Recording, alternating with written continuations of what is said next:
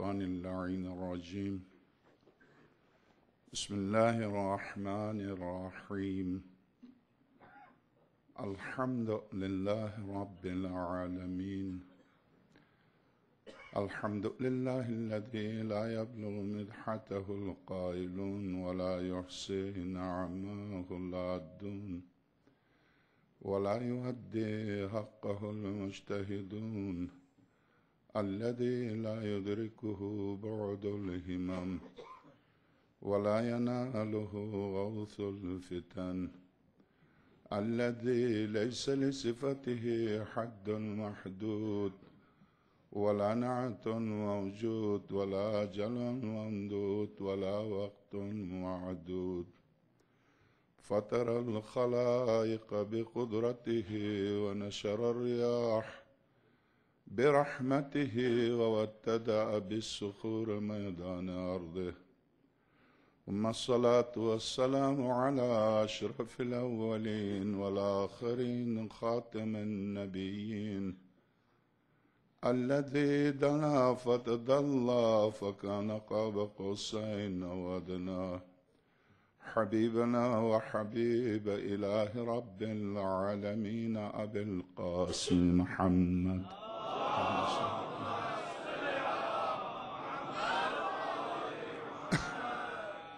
وعلى آله الأطيبين الأطهرين الغر الميامين المحجلين الذين أذهب الله عنهم الرجس وطهرهم تطهيرا.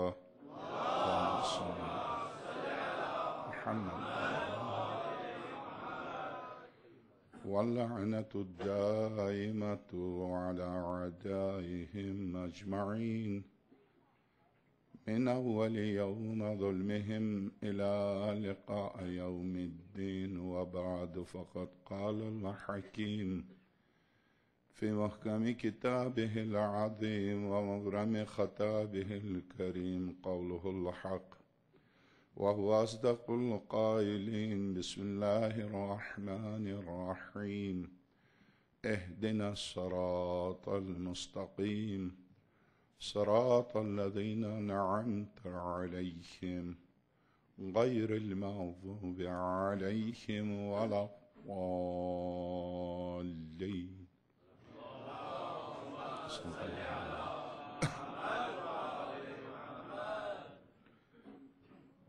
اسی آیت کی تفسیر تک پہنچتے پہنچتے ہم وقت بہت ہو گیا تھا، اس کی وجہ سے گفتگو ختم ہو گئی تھی، اور میں نے عرض کیا کہ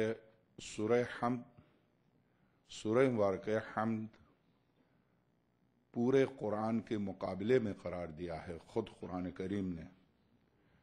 اے حبیب، ہم نے تجھ پر قرآن نازل کیا اور سبع المثانی نازل کیا، یعنی ایک طرف قرآن ہے اور ایک طرف سبع المثانی ہے. سبع المثانی جو سورہ مبارکہ حمد کے 10 ناموں میں سے تیسرا نام ہے سبع المثانی، یعنی وہ سورہ جس کی 7 آیتیں ہوں اور 2 دفعہ نازل ہوئی ہو. اس سورہ کی اہمیت و عظمت دیکھیے کہ سورہ بقرہ باوجود اس کے کہ قرآن کریم کی سب سے لمبی سورہ ہے، اس میں توحید پر، معاملات پر، نکاح پر، طلاق پر، زندگی کے مختلف امور پر، حتیٰ زندگی سے لے کر موت تک زندگی پر پوری تفصیل سے گفتگو کی، بلکہ موت کو وہی وہ سورہ ہے جس میں موت کے بعد کی زندگی کو بھی حصی مثالیں دے کے سمجھایا. سورہ بقرہ نے حضرت ابراہیم خلیل کا ان 4 پرندوں کو لے کے ذبح کرنا، پھر زندہ کرنا، حضرت عزیر پیغمبر کا قبرستان سے گزرنا، یا ان 80,000 افراد جو طاعون کی وبا سے مرے تھے انہیں دیکھ کے تعجب کرنا کہ ان کو پروردگار کیسے زندہ کرے گا، پھر عزیر کا اسی وقت حضرت عزیر کو موت آنا، 100 سال کے بعد پھر ان کا زندہ ہونا.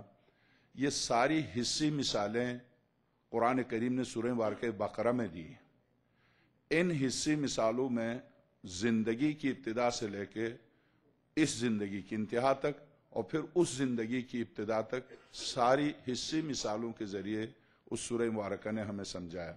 گویا موضوعات کے اعتبار سے مکمل و کامل ترین سورہ مبارکہ بقرہ ہے، اور چونکہ سورہ بقرہ مکمل اور کامل ترین سورہ ہے، اس کے باوجود جب ہم مقام عظمت پر آتے ہیں تو روایات جیسا کہ کل میں نے عرض کیا سورہ ہم اپنے اختصار کے باوجود کہ جو صرف 7 آیتوں پر مشتمل ہے، کیا اپنے اس اختصار کے باوجود سورہ ہم کی جگہ سورہ بقرہ لے سکتا ہے؟ نہیں۔ سورہ ہم کی جگہ پر آپ سورہ بقرہ کی تلاوت نماز میں کریں گے تو نماز صحیح نہیں۔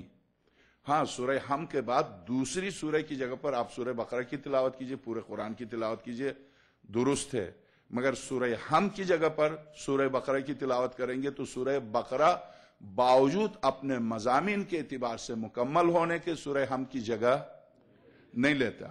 یہ تمام فقہا کا بلا استثناء فتویٰ ہے کہ لا صلاۃ الا بسورۃ الحم، کوئی نماز نہیں ہوتی ہے مگر سورہ ہم کے ساتھ، یعنی سورہ ہم کے بغیر۔ اس کی وجہ کیا؟ اس کی وجہ بالکل واضح ہے۔ شروع میں بسم اللہ الرحمن الرحیم سے لے کے اہدنا الصراط المستقیم تک صرف ذات لم یزل کی عظمت، جلالت، بلندی، مقام کا اعلان۔ اس کے بعد جب بندہ اپنی گفتگو پر آتا ہے، مالکی یوم الدین کے بعد ایاک نعبد و ایاک نستعین، ہم تیری عبادت کرتے ہیں، تجھ سے مدد مانگتے ہیں۔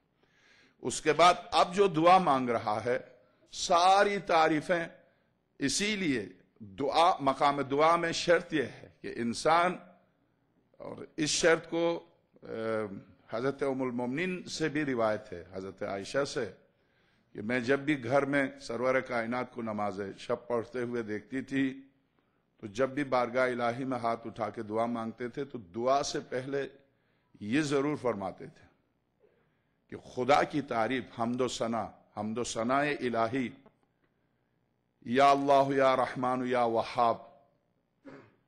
وہاب خاص طور سے، اے دینے والے، عطا کرنے والے، ان جملوں کو ضرور دہراتے تھے۔ اس کے بعد اپنی حاجت پیش کرتے تھے۔ تو اسی طرح سے ہم نے گویا سابقہ جملے جو دہرائے وہ اپنی حاجت کے لیے۔ اب حاجت کیا ہے ہماری؟ اہدنا الصراط المستقیم، اے پروردگار تیری عظیم ترین نعمت وہی صراط مستقیم ہے جس کی خاطر تو نے 1,24,000 انبیاء بھیجے، وہی صراط مستقیم ہے جس کی خاطر تو نے پوری انسانیت کو خلق کیا، وما خلقت الجن والانس الا لیعبدون، میں نے عبادت کے لیے خلق کیا۔ ظاہر ہے کہ عبادت صراط مستقیم کو پہچانے بغیر عبادت کیسے؟ وہی صراط مستقیم ہے۔ تو آئیے صراط مستقیم کیا ہے؟ وہ صراط، وہ راستہ جو بارگاہ الہی کی طرف جاتا ہے۔ نماز، ظاہر ہے کہ یہ نماز بھی احکام دین میں سے ایک حکم، روزہ بھی احکام دین میں سے ایک حکم، حج بھی، زکوٰۃ بھی، خون بھی، جہاد بھی، امر بالمعروف نہی، جہاد راہ خدا میں کٹ جانا، یہ بھی قرب الہی کی طرف بڑھنے کے وسائل و اسباب میں سے ایک سبب۔ اہم ترین، سب سے بلند ترین، جس کی خاطر یہ سب کچھ ہے، وہ کیا ہے؟ وہ صراط مستقیم ہے۔ یہ سارے اعمال صرف اس لیے کہ ہم صراط مستقیم تک پہنچ جائیں۔ ظاہر ہے جب آپ ہائی وے تک پہنچ گئے تو اب آپ کے لیے ایڈریس آسان ہے۔ شہر سے مختلف گلی کوچوں سے ہائی وے تک نکلنے میں تکلیف ہے، جب ہائی وے مل جائے، آپ کو مل گئے، اب آپ کو پتا ہے یہی جا رہا سیدھا، اب آپ کے لیے کوئی خوف نہیں۔ وہ نماز، وہ روزہ، وہ حج، یہ سب صرف گلی کوچوں سے نکالنے کے لیے، ہائی وے تک پہنچانے کے لیے۔ وہ ہائی وے کیا ہے؟ وہ کیا ہے؟ جہاں تک ہم پہنچنے کی دعا مانگ رہے ہیں، اہدنا الصراط المستقیم، پروردگار تجھ تک پہنچنے والے ہائی وے کا ایڈریس دے دے تاکہ ہم آسانی سے پہنچ جائیں، بلا تکلیف پہنچ جائیں۔ تو اب اس آیت کی تفسیر میں خالصتاً اہل سنت کی تفاسیر پیش کروں گا۔ اب تو یہ ہے کہ یہ گفتگو اب ڈائریکٹ جا رہی ہے۔ اب ظاہر ہے اس کے بعد میں دوسری مجلس کے لیے جاتا ہوں، دو مجلسیں باقی رہ گئی ہیں، یعنی 3 مجلسوں کے لیے ایک مومن نے خواہش کیا تھا پیکنگ نے، تو دوسری مجلس کے لیے جا رہا ہوں، ورنہ ڈائریکٹ جیسا کہ آغا ہمارے بزرگوار سید بزرگوار آغا موسوی نے اعلان فرمایا، بے شک میں نے خود بھی کل اعلان کیا آپ کی خدمت میں، ایک طالب علم کی ذمہ داری ہے، ہاں اگر سوال کا جواب نہیں آتا ہے تو جہالت کی گفتگو کرنے کے بجائے نہیں آتا کہنا زیادہ بہتر ہے۔ مجھے نہیں آتا تو میں کہہ دوں گا نہیں آتا۔ آپ کوئی ڈاکٹر اٹھ کے کھڑے ہو کر مثلا مجھ سے، یا ہمارے ڈاکٹر تقی صاحب آج اتفاق سے میرے سامنے نظر آ رہے ہیں، تقریباً عابدی صاحب نظر آ رہے ہیں، اٹھ کے مثلا کسی شاعر کا مصرع مجھے نہیں آتا، مجھے نہیں آتا، نہیں آتا کہنا آسان ہے بنسبت اس کے کہ میں کہہ دوں آتا ہے اور اس کے بعد خود بھی الجھ جاؤں دوسروں کو بھی الجھاؤں۔ اور خود حضرت کا خطبہ ہے، مجھے دو اشخاص نے میری کمر توڑ دی ہے۔ ایک وہ جاہل جو جہالت کے باوجود عالم سمجھے ہوئے،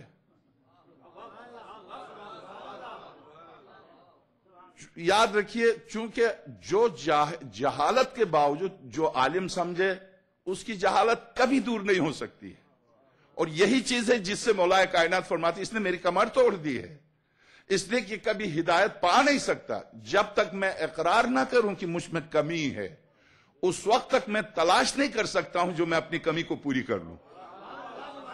جب میں اپنی کمی کو پوری کرنے کے لیے تلاشی نہ کروں تو میں جہاں تھا وہیں رہوں گا۔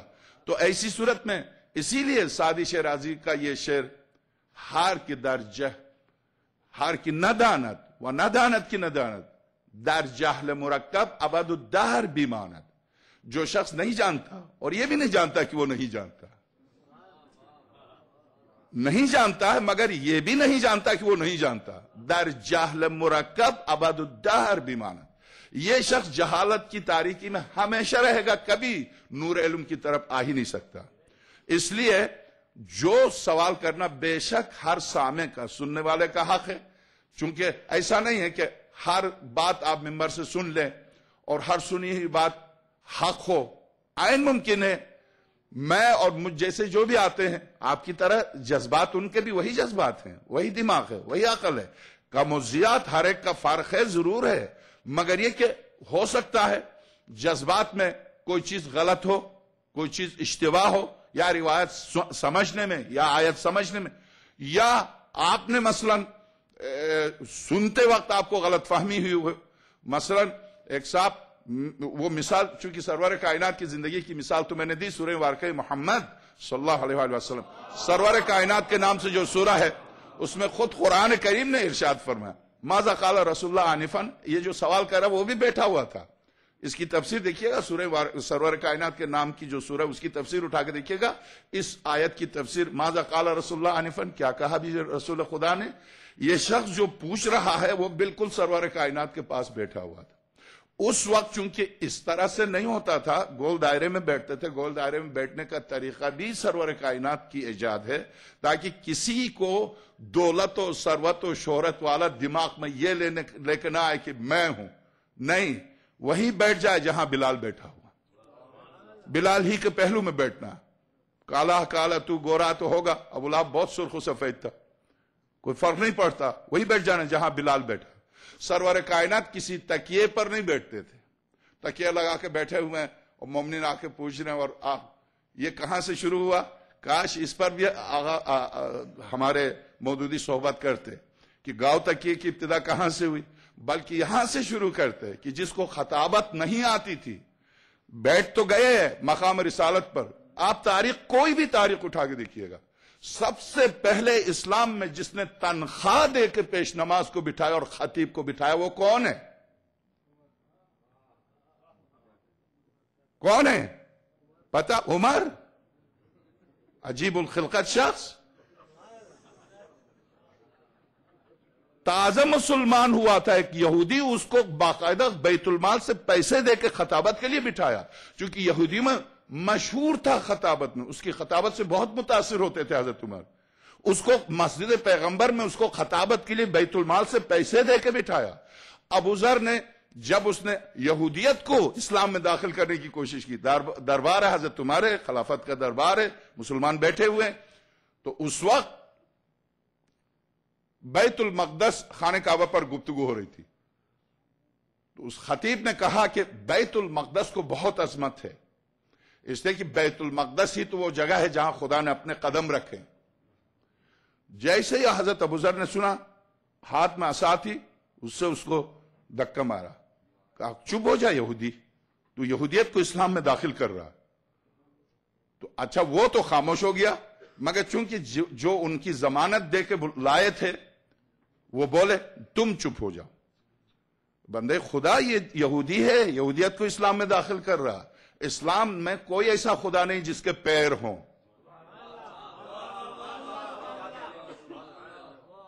خدا نے جب زمین کی طرف دیکھا، گناہگاروں کو دیکھ کر آنسو نکلا جس سے سمندر بنے۔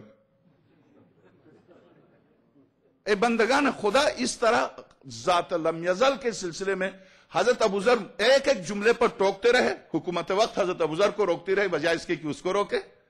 کہاں سے کل جو روایت پیش کی میں نے آپ کی خدمت میں، کہاں سے آئی یہ روایت؟ یہ سرور کائنات یہ فرما رہے ہیں، صحیح مسلم جلد اول انگلش میں چھپی ہے اور عربی میں بھی انگلش میں بھی۔ کہاں سے آئی یہ روایت کہ پیغمبر خدا سے صحابی پوچھتا میرا باپ کہاں؟ سرور کائنات نے فرمایا جہنم میں۔ کل عبارت پڑھ کے سنایا آپ کو، آج میں صحیح مسلم لے کے نہیں آیا۔ کہاں سے آئی یہ روایت؟ وہ بیچارہ سر جھکا کے چلا، پیغمبر نے اس کو بلایا، دیکھا کہ وہ بیچارہ پریشان ہے، بلا کے کہا تو فکر نہ کر، تیرا باپ جہنم میں اسی جگہ جہاں میرا باپ۔ کہاں سے آئی یہ روایت؟ کیسے ہے؟ قرآن کریم جو پیغمبر کو جب خدا منتخب کرتا تو پیغمبر کے انتخاب سے پہلے ان کی ماں اور ان کے باپ کو منتخب کرتا ہے۔ ایسے ہی بازار سے پکڑ کے لایا اور خدا اس کو پیغمبر بنایا۔ قرآن ان اللہ اصطفیٰ آدم، خدا نے چنا ہے مخلوقات میں، آدم کو چنا ہے۔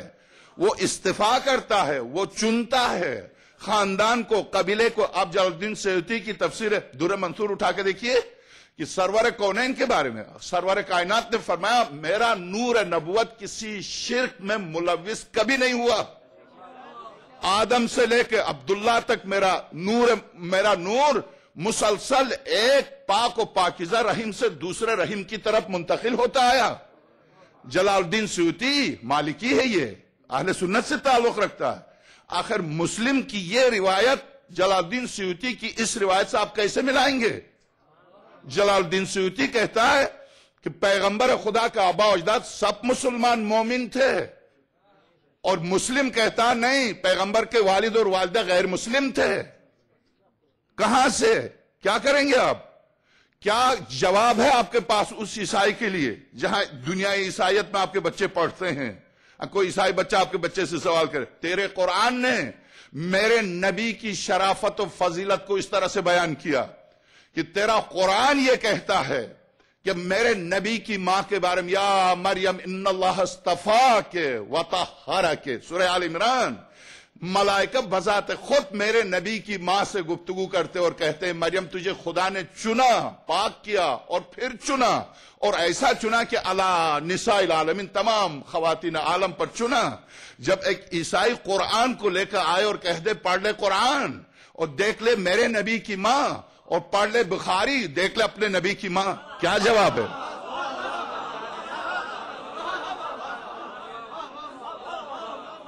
کیا جواب ہے؟ کیا جواب ہے آپ کے پاس؟ ہے کوئی جواب؟ بندگان خدا سوچنے کی بات ہے۔ مکتب اہل البیت سے ہٹنے کے بعد یہی ہوا سب کچھ۔ واقعہ کربلا کیوں پیش آیا؟ صرف اسی لیے کہ دین مٹ چکا تھا، نبوت ختم ہو چکی تھی، آثار نبوت کو مٹایا جا رہا تھا۔ ایسی حالت میں اب آئیے 5 مرتبہ دن میں ہم کم سے کم دہراتے ہیں، 10 دفعہ کم سے کم دن میں ہم دہراتے ہیں، 5 وقت کی نمازوں میں 10 دفعہ ہم دن میں کم سے کم 10 دفعہ، اگر مستحب نمازوں کو، نافلہ نمازوں کو ہٹا دیں تو 10 دفعہ ہم فرض نمازوں میں کم سے کم دہراتے کیا؟ اہدنا الصراط المستقیم، اے معبود صراط مستقیم کی ہدایت فرما۔ تو وہ صراط مستقیم کیا ہے؟ نماز پڑھتے ہیں، نماز پڑھتے ہوئے کہتے ہیں صراط مستقیم کی ہدایت فرما۔ جب نماز ہی ہدایت تھی تو نماز تو پڑھ رہے آپ کیوں کہہ رہے ہیں؟ اے روزہ دار روزہ رکھا ہوا نماز پڑھ رہا، کہہ رہا اہدنا الصراط المستقیم، اہدنا الصراط المستقیم سے روزہ ہے تو روزہ رکھا ہوا خدا نے اس کی ہدایت کی، اب کیوں مانگ رہا؟ پتہ چلا صراط مستقیم کی طرف جانے کے لیے صرف مختلف ایڈریس ہیں. اس گلی سے آؤ تو ادھر سے، ادھر سے آؤ تو ادھر سے، ادھر سے آؤ تو ادھر سے. وہ ہائی وے جہاں تک جانا ہے وہ اور ہے، وہ اور ہے. وہ کیا ہے؟ اب آئیے ساری تفاسیر اہل سنت کی اور دو آخری منزل کے علماء، آخری ٹاپ کے شیعہ آیت اللہ سید شرف الدین موسوی آیت اللہ، جو ہمارے ہاں آیت اللہ ہے آخری منزل، اور اہل سنت کے آخری منزل، آخری اہل سنت ہیں جو مسلمان ہیں. میں وہابیت کو صاف طور سے کہوں اور یہاں پر آ کے میں عرض کروں کہ یہ جتنے دھماکے، یہ جتنے قتل وغیرہ، یہ پشاور کا، یہ عراق کا جو کچھ بھی ہو رہا، نہ کہیے کہ خطابت کی وجہ سے ایسا ہوا. کس خطیب کی خطابت کی وجہ سے زہرا کا گھر چلا؟ آپ وہاں امیر المومنین پر الزام دیں گے یا علی اگر آپ بیعت کرتے تو یہ سب نہ ہوتا؟ کس پر الزام دیں گے؟ کس پر الزام دیں گے؟ مولا کائنات پر کہ آپ خاموشی سے جا کے اتحاد کرتے، بیعت کرتے تو یہ زہرا کا گھر نہ جلتا؟ بندے خدا وہاں کون تھا؟ کس نے خطابت کی؟ کس پر الزام لگائیں گے؟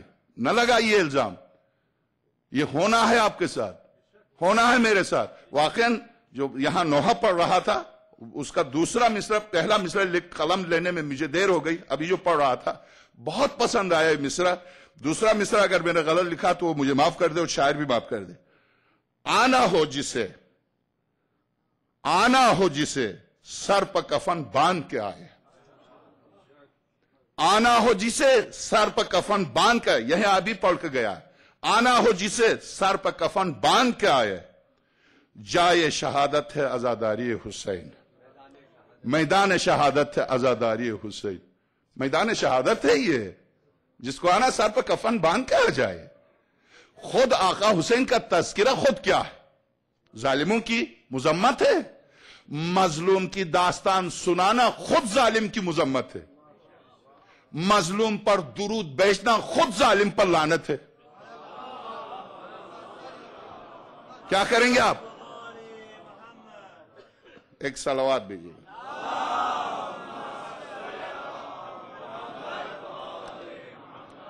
اہدنا الصراط المستقیم صراط الذین انعمت علیہم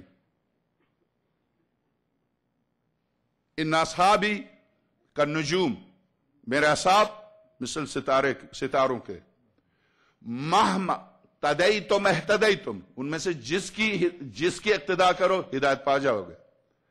تو میں نے کل عرض کیا کہ کس کی اقتداء کریں؟ ابو ذر کی، سلمان کی، مقداد کی، عمار کی، عثمان کی، عمر کی، ابوبکر کی، سب مختلف ہیں. خود فقہی مسائل میں مختلف ہیں. فقہی مسائل میں، وضو میں، غسل میں، تیمم میں، نماز قصر اور نماز تمام میں مختلف ہیں. کس کی اتباع کریں گے آپ؟ کیا اسی طرح سے امت کو چھوڑ کے گئے تھے سرور کائنات؟ جس کی چاہو، پیغمبر جیسا ذمہ دار شخصیت ایک دن کے لیے بدر چلے جائیں، ایک دن کے لیے احد مدینے سے 5 میل کے فاصلے پہ، ایک دن 2 دن کے لیے احد چلے جائیں، مدینے کو اپنے نائب سے خالی نہ چھوڑیں.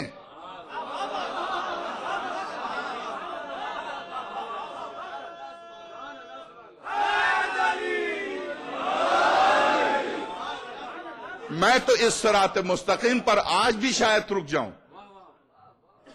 غور کیجئے گا، توجہ دیجئے گا. آج میری گفتگو پر پوری طرح توجہ دیجئے گا کیونکہ اب تو یہ ڈائریکٹ جا رہی ہے گفتگو. فرض نماز، اقیم الصلاۃ قرآن نے جیسے حکم دیا، خاتم الانبیاء نے نماز پڑھی اور پڑھ کے بتائی.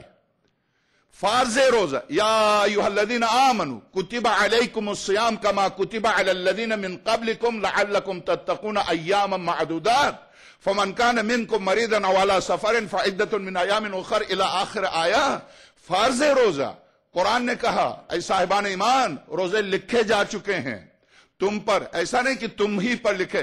نماز کے لیے یہ نہیں کہا کہ ایسا نہیں کہ تم پر نماز فرض ہے، سابقہ امتوں پر نہیں ہے، بلکہ سابقہ امتیں بھی نماز پڑھتی تھی. نماز کے لیے نہیں کہا، روزے کے لیے کیوں ایسا کہا؟ کیونکہ روزہ باعث تکلیف ہے. روزہ باعث مشقت ہے، وہاں بھوک ہے، وہاں پیاس ہے، تو انسان سوچتا ہے کہ کیا یہ میرے ساتھ زیادتی تو نہیں ہے؟ وہاں جواب دیا نہیں، زیادتی نہیں ہے، یہ سابقہ امتوں پہ بھی روزہ فرض تھا۔ تو پوشیدہ سوال کا جواب دیتا ہوا چل رہا قرآن، یا ایھا الذین آمنوا کتب علیکم الصیام کما کتب علی الذین من قبلکم لعلکم تتقون۔ یہ روزے کا حکم جیسے ہی آیا، خاتم الانبیاء نے روزہ رکھا اور رکھنے کا وقت بھی بتایا، کب سے کب تک؟ طلوع فجر صادق سے غروب آفتاب شرعی تک، یعنی رات کے داخل ہونے تک۔ اتم الصیام الی اللیل، روزہ تمام کرو رات پر، یہاں تک روزہ رکھ کے بتایا۔ اور پھر روزے ماہ مبارک رمضان کن چیزوں سے اپنا آپ کو روکنے کا نام روزہ ہے، ان چیزوں کی پوری وضاحت کی کہ ان چیزوں سے روکنے کا نام روزہ ہے۔ حج کر کے دکھایا، ارکان حج بجا، وَلِلَّهِ عَلَى النَّاسِ حِجُّ الْبَيْتِ مَنِ اسْتَطَاعَ إِلَيْهِ سَبِيلًا وَمَنْ كَفَرَ فَإِنَّ اللَّهَ غَنِيٌّ عَنِ الْعَالَمِينَ۔ حج ہر صاحب مستطیع پر فرض ہے، اور جو بھی استطاعت کے باوجود ترک کرے تو اسے ترک سے تعبیر نہیں کیا قرآن نے، بلکہ براہ راست کفر سے تعبیر کیا۔ وَمَنْ كَفَرَ، اور جو کفر کرے، فَإِنَّ اللَّهَ غَنِيٌّ عَنِ الْعَالَمِينَ، خدا تمام کائنات سے بے نیاز ہے، وہ تمہارے حج کا محتاج نہیں ہے۔ تو اب تمام فرائض، میں نہیں چاہتا ہوں ایک ایک فریضے پر تین چار آیتیں پیش کروں، نہیں، مجھے صرف ایک ایک آیت استدلال کے طور پر اہم ترین موضوع پر جانے کے لیے میں آپ سے کہتا ہوں، زکوٰۃ دے کے بتایا، حج کر کے بتایا، نماز پڑھ کے بتایا۔ جب مدینے میں جہاد کا حکم نازل ہوا تو خود میدان جہاد میں اتر کے جہاد کر کے دکھایا۔ غرض وہ کون سا حکم الہی تھا جسے سرور کائنات بجا نہیں لائے؟ تو اب میں آپ سے ایک درخواست کرتا ہوں، میری یہ گفتگو آپ سن لیجئے گا اور پوری بیداری کے ساتھ۔ اسی سورہ مبارکہ بقرہ میں احکام روزہ سے پہلے کچھ قصاص کے احکام آئے ہیں کہ اگر کوئی کسی کو قتل کر دے تو قصاص لے، وہ قصاص لے، اس سے قصاص ہم نے فرض کیا ہے۔ اب وہاں فقہا میں تھوڑا سا اختلاف ہے، میں اس پر نہیں جاتا۔ قصاص کے احکام کے بعد روزے کے احکام، روزہ، قصاص، نماز، عبادات سے لے کے معاملات تک، حدود سے لے کر تعزیرات تک، سارے مسائل سرور کائنات نے اپنی زندگی میں بیان کیے۔ کیا آپ یہ سمجھتے ہیں کہ قرآن کریم کسی حکم کو فریضے کے طور پر بیان کرے اور خاتم الانبیاء اس کو انجام نہ دیں؟ اس قصاص کی آیت سے پہلے سورہ بقرہ حکم کیا ہے؟ کتب علیکم اذا حضر احدکم الموت، بالکل وہی لفظ جو رمضان کے لیے استعمال ہوا، یا ایھا الذین آمنوا کتب علیکم، اے صاحبان ایمان تم پر لکھے جا چکے ہیں روزے، کما کتب علی الذین من قبلکم، اسی طرح سے جیسے تم سے پہلے والوں پر روزے لکھے جا چکے تھے۔ لکھے، یہاں پر ایک موضوع، اذا حضر احدکم الموت، لکھا جا چکا ہے کیا؟ جب تم میں سے کسی پر موت کے حالات طاری ہو جائیں، جب تم میں سے کسی پر موت آ جائے، موت حاضر ہو جائے، تو کیا لکھا جا چکا؟ الوصیہ، وصیت۔ اے مسلمان، وہ پیغمبر جو نماز پڑھ کے دکھائے، روزے رکھ کے بتائے، جہاد کر کے دکھائے،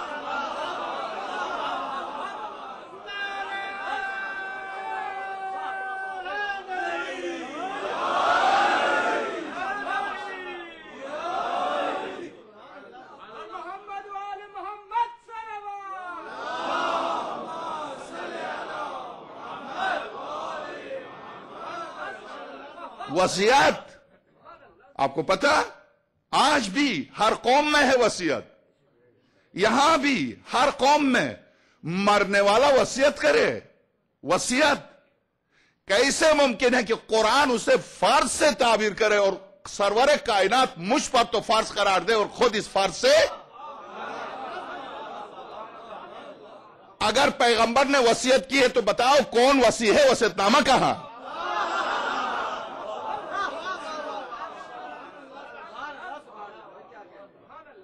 اگر آپ کہتے ہیں نہیں وصیت کی ہے تو آپ کافر ہیں، احکام الہی کے ترک کی نسبت دے رہے ہیں خاتم الانبیاء کو۔ اگر آپ کہتے نہیں کی ہے تو کہاں کی ہے، کس کو کی ہے، کون وصی ہے، کون جانشین ہے، وصیت نامہ کہاں؟ کہاں؟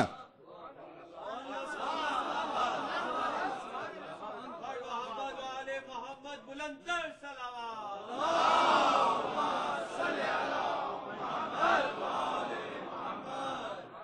عجیب بات یہ ہے، جب ابو لولو نے عمر پر حملہ کیا چھرے سے، تو ظاہر ہے پیٹ ان کا خراب ہو چکا تھا، موت سامنے نظر ہر ایک کے ساتھ۔ بہرحال میں یہ کوئی تنقیدی گفتگو نہیں کر رہا ہوں، یہ اور بات ہے کہ عمر نے اپنے لیے دوست کے بجائے دشمن پیدا کر دیے، تو اس کا میرا آپ کا اس میں قصور نہیں ہے، نہ چلاتے شہزادی کا در، اس میں میرا آپ کا کیا قصور۔ مگر جب ابو لولو اپنا کام کر چکا اور جب موت سامنے نظر آئی تو حضرت ام المومنین نے بخاری، مسلم، صحاح ستہ کا مجموعہ ایک عالم دین نے محنت کر کے چھاپا ہے، اس میں اور صحاح ستہ میں سے نسائی کو لیجئے، مسانید میں سے کسی مسند کو لیجئے، مسند کو لیجئے احمد ابن حنبل کی کسی بھی مسند کو، یا صحاح میں سے کسی بھی صحیح کتاب کو اٹھا کے دیکھیے گا، حضرت عمر کی وفات، جب حضرت عمر کی وفات کا وقت آیا تو ام المومنین عائشہ نے عبداللہ ابن عمر کو بلایا، کہا دیکھو بابا سے کہہ دو کہ یہ اس امت کو منتشر چھوڑ کے نہ جائے، اپنا وسیع، اپنا جانشین معین کرے۔ اے کاش آپ جتنی عمر کی وفادار ہے اتنی پیغمبر کی وفادار ہو۔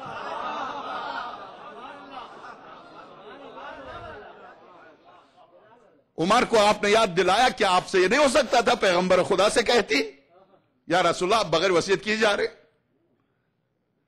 اے کاش جتنی وفا آپ کی عمر سے تھے اتنی وفا اپنے شوہر سے کرتی۔ بات بالکل واضح ہے۔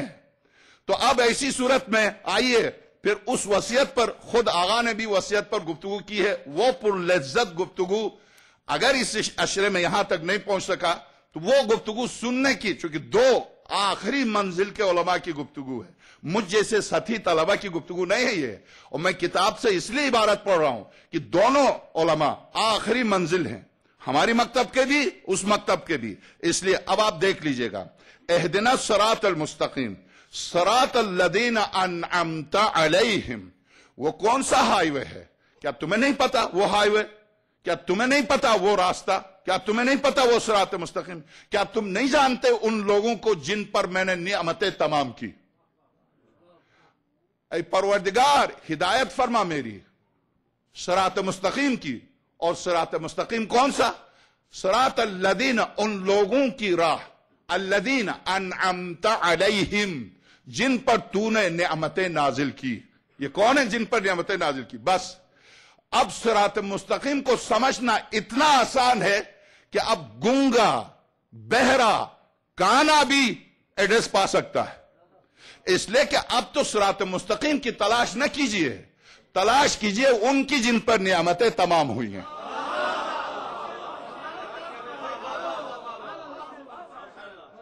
نکالیے ان کو، اس لیے کہ ایڈریس اس طرح سے دیا خدا نے کہ صراط مستقیم وہ جن پر میں نے نعمتیں تمام کی، اور مجھ سے بھی کہا یہی جملہ دہراتے رہو کہ ان کی راہ جن پر تو نے نعمتیں۔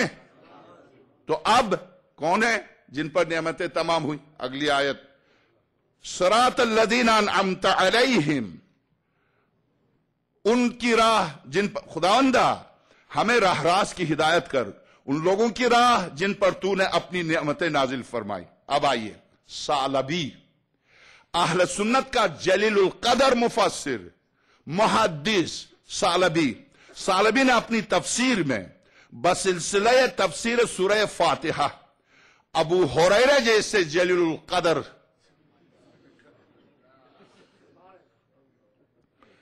میرے آپ کی مکتب کی بات نہیں ہو رہی ہے، یعنی جس مکتب میں یہ بہت جلیل القدر ہے، اور اس جلالت کی وجہ سے حضرت عمر کے ہاتھوں سے کوڑے کھائے تھے، بہرحال کہ تم مجھ سے زیادہ عظیم کیوں ہو رہا، ان کے سچ بولنے کی وجہ سے انہوں نے کوڑے مارے تھے کہ تو کیوں اتنا سچ بول رہا۔ حضرت عمر نے کوڑے لگائے تھے اس کو، تو کیوں جھوٹ بول رہا، مگر چونکہ مستند ہے یہ 5000 روایتیں اسی سے ہیں۔ مولا کائنات سے کتنی روایتیں بخاری میں؟ 100۔ ابو ہریرہ سے کتنے ہیں روایتیں؟ 5000۔ علی اسلام شناس تھا یا ابو ہریرہ؟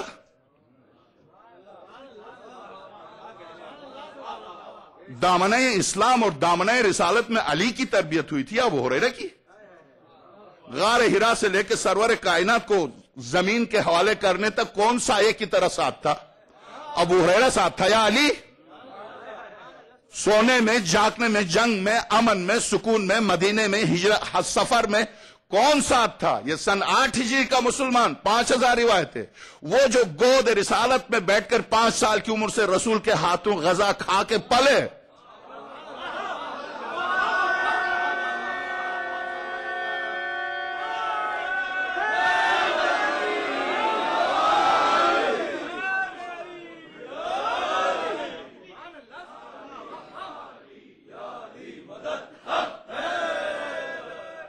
سالبی نے اپنی تفسیر میں بسلسلہ تفسیر سورہ فاتحہ ابو ہریرہ سے روایت کی ہے کہ صراط مستقیم کیا ہے؟ یہ ابو ہریرہ ہے. اگر آپ بخاری مسلم سے ابو ہریرہ کو اٹھا دیجئے کچھ بھی نہیں رہے گا. نہیں، میں کوئی جذباتی گفتگو نہیں کر رہا، میں کوشش کر رہا ہوں کہ علمی گفتگو. ابو ہریرہ کو بخاری اور مسلم سے ہٹا دیجئے تو کچھ بھی نہیں رہے گا. یہی ایک گسا ہوا بیچارہ، اس نے ہمیں بیچارہ کر دیا. بہرحال یہ شخص، اب آپ دیکھ لیجئے گا کیا کہتا ابو ہریرہ سورہ حم کی تفسیر کے سلسلے میں. حالانکہ جب سورہ حم اتری تھی تو پہلی بار مکے میں اتری تھی، جبکہ ان کے والد بھی پیغمبر کے بارے میں کچھ نہیں جانتے تھے. چیزائے کی ہے سورہ حم چونکہ مکے میں اتری تھی. دوسری دفعہ مدینے میں جب اتری تھی تو یہ بندے خدا اس وقت مسلمان نہیں تھا، اس لیے کہ سورہ حم مدینے میں جو اتری ہے سن 5 ہجری اور سن 4 ہجری کے درمیان اتری ہے. مکے میں جو اتری ہے سورہ حمد، یعنی 4 سورتوں کے بعد 5ویں سورت ہے جو مکے میں اتری ہے. یہ آیا ہے یمن سے کب؟ مدینہ سن 7 ہجری کا آخر میں. جب یہ آیا تھا تو سورہ حمد کی تفسیر بیان ہو چکی تھی. اب جو بھی یہ کہے کہ میں پیغمبر سے سنا، سفید جھوٹ ہے، چونکہ اس کی تفسیر بیان ہو چکی تھی. ہاں اگر یہ کہہ دے میں نے ابو ذر سے سنا تھا، مانیں گے. سلمان سے سنا تھا، مانیں گے. علی سے سنا تھا، مانیں گے. عمار یاسر سے سنا تھا، مانیں گے. اگر یہ ڈائریکٹ کسی کے حوالے کے بغیر گفتگو کرے تو سفید جھوٹ ہے. کیوں؟ اس لیے کہ نزول کے وقت تو تھا نہیں. تیری خاطر کیا سرور کائنات نے الگ سے مدرسہ کھولا؟ کیا وہ ہریرہ آ جا.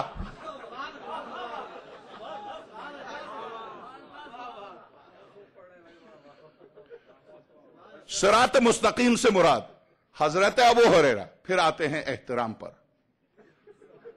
مجبوری. حضرت ابو ہریرہ صحابی پیغمبر اکرم، یہ جلیل القدر صحابی اور راوی فرما رہے ہیں، چونکہ آل محمد کی تعریف میں فرما رہے ہیں صراط مستقیم سے مراد محمد و آل محمد کا راستہ ہے.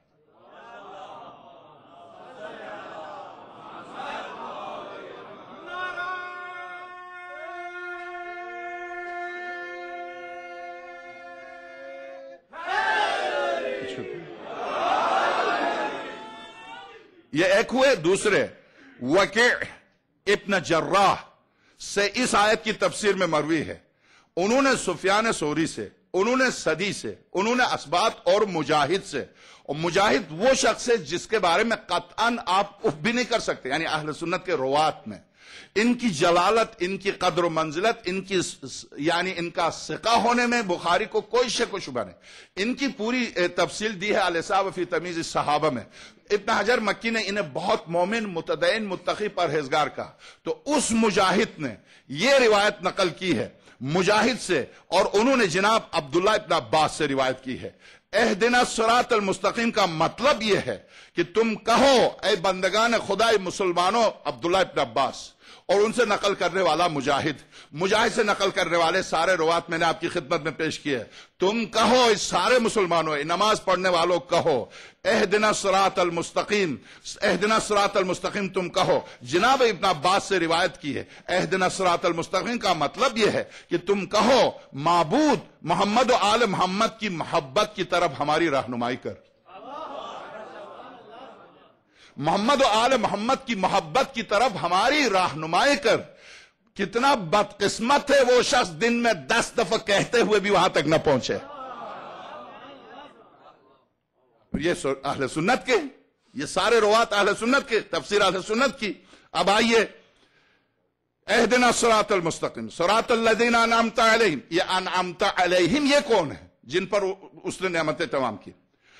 اولئک مع الذین انعم اللہ علیہم، وہ مومنین کی ایک لمبی فہرست قرآن نے پیش کی، اس کے بعد آ کے قرآن کریم نے ارشاد فرمایا فاولئک مع الذین انعم اللہ علیہم من النبیین والصدیقین والشہداء والصالحین، اور وہ مومنین بندے ان لوگوں کے ساتھ ہوں گے جن پر خدا نے اپنی نعمتیں نازل کی ہیں۔ تو یہ کون ہیں جو ان کے ساتھ ہوں گے؟ یہ کون ہے؟ کوئی شبہ نہیں کہ ائمہ اہل البیت علیہم السلام سید و سردار ہیں جملہ صدیقین و شہداء و صالحین کے۔ تمام مفسرین کا اجماع۔ اب مفسرین کا جس آیت پر اجماع ہے، اب وہاں آتا ہوں۔ اب آ گئی وہ آیت کہ جہاں پر یقیناً آپ سے توقع رکھتا ہوں کہ اب آپ بھی خوش، میں بھی خوش، اور جو اس محفل میں مجھے یقین ہے کہ جو معصومین میں سے جو معصوم ہے وہ بھی آپ کو بھی دعا دے، اور مجھ جیسے حقیر کو واقعی میری نوکری اور غلامی الکفش برداری قبول کر لے۔ اب وہ آیت آ رہی ہے، یاد رکھیے یہ خط لکھا جا رہا اس عالم جلیل القدر کے لیے جنہوں نے اس عالم جلیل القدر سے تقاضا کیا تھا کہ آپ قرآن کریم سے بھی کچھ دلائل پیش کیجئے تاکہ میرا دوسرا نفس جو آپ کے قابو میں نہیں آ رہا ہے وہ بھی آپ کے قابو میں آ جائے۔ تو اس عالم جلیل القدر کے لیے یہ آیات لکھی جا رہی ہیں۔ اب جو آیت آپ کی خدمت میں پیش کر رہا ہوں یہ آیت وہ ہے کہ جس میں آپ شب روز واقعاً اب آپ جھوم اٹھیں گے۔ میں بھی انشاءاللہ اس آیت پر، میں خود بھی، آپ بھی، اب اس آیت پر میں آ رہا ہوں۔ اس آیت کی تلاوت، اس کی تفسیر اور سارے اہل سنت کے روات اور راوی اور مفسرین آپ کی خدمت میں پیش کرنے سے پہلے اب میں یہاں رک کر آپ سے خواہش کرتا ہوں، آپ سے درخواست کرتا ہوں۔ آپ دیکھ رہے ہیں کہ میں جو بھی ایک حقیر سا، میں عالم نہیں ہوں، ایک حقیر سا طالب علم ہوں، میں جو بھی خدمت کر رہا ہوں آپ دیکھ رہے ہیں یہ خدمت اس منبر سے ہو رہا ہے، اس ادارے سے ہو رہا ہے، یہ قرض ہے اس ادارے کے ذمہ، کم سے کم سود میں کمی کیجیے گا۔ میں آپ سے خواہش کرتا ہوں، اب میں اس منزل پر آیا ہوں، جتنی جلدی آپ اس ادارے کی مدد کر کے فارغ ہو جائیے گا۔ میں آگے بڑھوں گا، یہاں میں بس چند منٹ کے لیے رک جاتا ہوں۔ آپ سے درخواست ہے اب سال بھر یہ سارے ادارے جہاں بھی آپ آزاداری میں جاتے، سارے ادارے آج کی اس مدد سے چلتے ہیں اور ان کا قرض بھی آپ کے اسی مدد سے ادا ہوتا ہے۔ اب آپ سے چونکہ جو شب ہے وہ بھی آپ جانتے ہیں، اے کاش میں اس وقت واقع نجف اشرف میں ہوتا جہاں حضرت قاسم کی باقاعدہ شادی کرائی جاتی ہے، باقاعدہ مہندی آتی ہے، اور وہ مصائب بھی شہید بزرگوار آیت اللہ باقر حکیم ہوتے اور ہم آپ ان کے مصائب سن لیتے۔ تو اب قبل اس کے کہ میں اس آیت کی تلاوت کروں آپ سے خواہش کرتا ہوں بھرپور انداز میں مدد کیجئے۔ آپ $5 $10 سے ادارے کا قرض ادا نہیں ہوتا ہے۔ اے بندگان خدا جس کو دے رہے ہیں وہ بہت بزرگ ہیں، اس بارگاہ میں دے رہے ہیں، شہزادی کونین کی بارگاہ میں دے رہے ہیں۔ آپ سے خواہش ہے کہ جیب میں ہاتھ ڈالیں اپنے بچوں کی حفاظت کی خاطر۔ یقین جانیے آج اس شہزادہ قاسم کے نام سے جو بھی دیں گے آپ کے بچوں کو خدا تندرست و سلامت رکھے اور سلامتی کے ساتھ ان کی شادیاں ہوں۔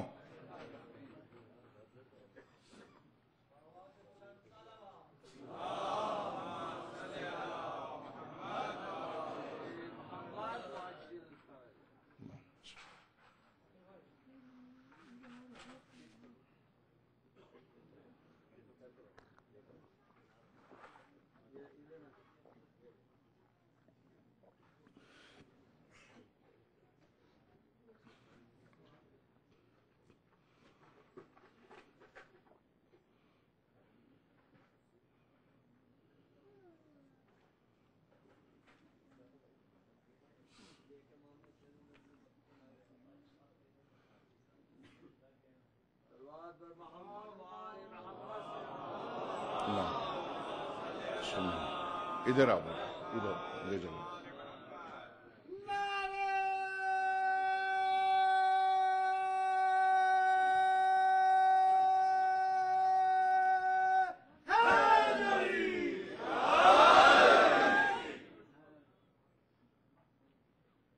بر محمد و آل محمد بلند آواز و صلوات۔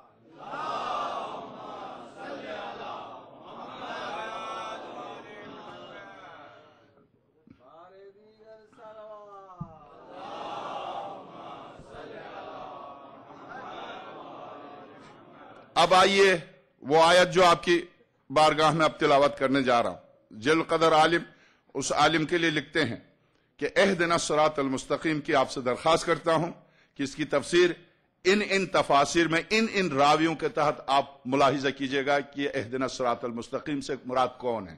اس کے بعد اب جو آیت دی ہے کہ جس پر سارے کے سارے راوی متفق ہیں، سارے مفسرین متفق ہیں، اور یہ وہ آیت ہے جس میں کسی کو اختلاف نہیں ہے، بلکہ اس آیت کے بعد لطیفے بھی بنے، اس لیے کہ اس آیت کے اترنے کے بعد بہت سے لوگ گئے رکوع میں کچھ دینے کے لیے، لوگوں سے کہا میں رکوع میں ہوں تو تم آ جاؤ مجھ سے مانگو میں دوں، یہ سب کچھ ہوا ہے۔ اس سلسلے میں باقاعدہ روایات نقل ہوئی ہیں، میں ان پر نہیں جاتا شب کی مناسبت سے، میں ہاں 9 ربیع الاول ہو تو پھر وہ روایات پیش کی جائے، وہ واقعا عجیب روایات ہیں کہ آدمی کو بتا دیا جیسے مثلا بہرحال اب تحریر فرماتے ہیں خداوند عالم نے انہی کے لیے ولایت عامہ، کیا انہی کے لیے ولایت عامہ قرار نہیں دی، اور رسول کے بعد ولایت کا انحصار صرف انہی میں نہیں کر دیا۔ پڑھیے آپ اس آیت کو، اس ذی القدر عالم سے لکھا ہے، پڑھیے آپ اس آیت کو، بسم اللہ الرحمن الرحیم، انما ولیکم اللہ ورسولہ والذین آمنوا الذین یقیمون الصلاة ویؤتون الزکاة وہم راکعون۔ میں ترجمہ پیش کرتا ہوں، ابھی جلدی نہیں کیجیے گا، ترجمہ پیش کرتا ہوں۔ اے لوگو، تمہارا ولی انما، فقط اور فقط، صرف اور صرف، بس یہی، اس کے علاوہ نہیں، انما کے معنی انما فقط، اے لوگو تمہارا ولی خدا ہے اور اس کا رسول، اور وہ لوگ ہیں جو ایمان لائے، جو نماز قائم کرتے ہیں اور حالت رکوع میں زکوٰۃ دیتے ہیں۔ ٹھیک، اب آئیے، یہ کن کی شان میں ہے؟ یہ کن کی شان میں ہے؟ کوئی شبہ نہیں، تمام مفسرین کا اجماع، تمام مفسرین کا اجماع، چونکہ ایک عالم اس عالم کے لیے لکھتا ہے جنہوں نے خواہش کی ہے، تو اس بنا پر تمام مفسرین کا اجماع و اتفاق ہے، جیسا کہ علامہ کوشجی نے شرح تجرید میں اس کا اعتراف کیا ہے۔ اور یہ علامہ کوشجی کون ہے؟ آپ کہیں یہ کون ہے؟ یہ اعتقادات میں، جیسا کہ آپ نے پہلے دن سنا، اعتقادات میں اہل سنت اشاعری کے ہیں، اور فقہ میں، اعمال میں ان 4 ائمہ کے ہیں، 4 اماموں کے ہیں، ابو حنیفہ، شافعی، مالکی، حنبلی، ان 4 کے۔ فقہ میں، اعتقاد میں کس کے؟ امام اشعری کے۔ تو یہ کوشجی اشعری کے بعد اعتقادات اہل سنت میں امام ہے، یہ امام ہے۔ اس نے لکھا ہے، کیا لکھا ہے؟ اس نے لکھا ہے کہ یہ آیت کوشجی اشاعرہ کے ائمہ میں سے ہیں، یہ آیت انہوں نے لکھا، یہ آیت امیر المومنین علی کی شان میں نازل ہوئی جب آپ نے نماز میں بحالت رکوع انگوٹھی خیرات کی تھی۔ امام نسائی نے، سنتے جائے گا، امام نسائی نے بھی اپنی صحیح میں عبداللہ ابن سلام سے روایت کی ہے کہ یہ آیت امیر المومنین علی علیہ السلام کی شان میں نازل ہوئی۔ اسی طرح صاحب الجمع بین الصحاح الستہ، تمام صحاح الستہ کو جس نے جمع کیا ہے، اس نے سورہ مبارکہ مائدہ کی تفسیر میں اس آیت کے امیر المومنین کی شان میں نازل ہونے کی روایت کی ہے۔ سالوی نے بھی اپنی تفسیر میں اس آیت کے امیر المومنین کی شان میں نازل ہونے کی روایت کی ہے۔ تو اب جتنے مفسرین ہیں، یہ سب اہل سنت کے تھے، شیعوں کا کسی مفسر کا حوالہ نہیں دیا، سب اہل سنت کے سارے مفسرین نے جب یہ طے کر لیا کہ یہ آیت ولایت علی کی شان میں نازل ہوئی ہے، تو اب میں اس آیت سے آگے بڑھنا میرے لیے مشکل ہے، اس لیے کہ اب وقت ختم ہو رہا۔ تو ولایت انما ولیکم اللہ، یہ طے ہو گیا کہ اہل سنت کی تفاسیر میں یہ آیت صرف امیر المومنین علی بن ابی طالب سلام اللہ علیہ کی شان میں، یہ طے ہو گیا، یہ طے ہو گیا۔ اب آئیے اگلی منزل ہم طے کرتے ہیں، اگلی منزل ہم طے کرتے ہیں۔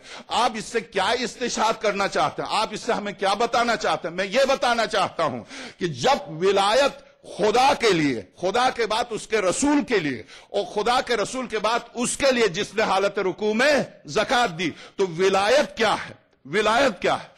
یاد رکھیے، جو ولایت اس آیت سے خدا کے لیے ثابت ہے وہی ولایت رسول کے لیے ثابت ہے۔ یہ ذہن میں رکھیے گا، یہ ذہن میں رکھیے گا، بس یہ ذہن میں رکھیے گا۔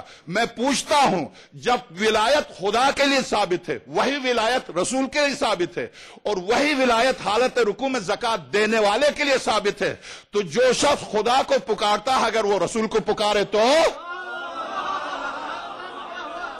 اور جو شخص رسول کو پکارتا ہے، چونکہ وہی ولایت جو رسول کے پاس ہے وہی اس کے پاس ہے، جس نے حالت رکوع میں زکات دیا اس کو پکارتا ہے تو ایک بات۔ دوسرا اصل نقطہ،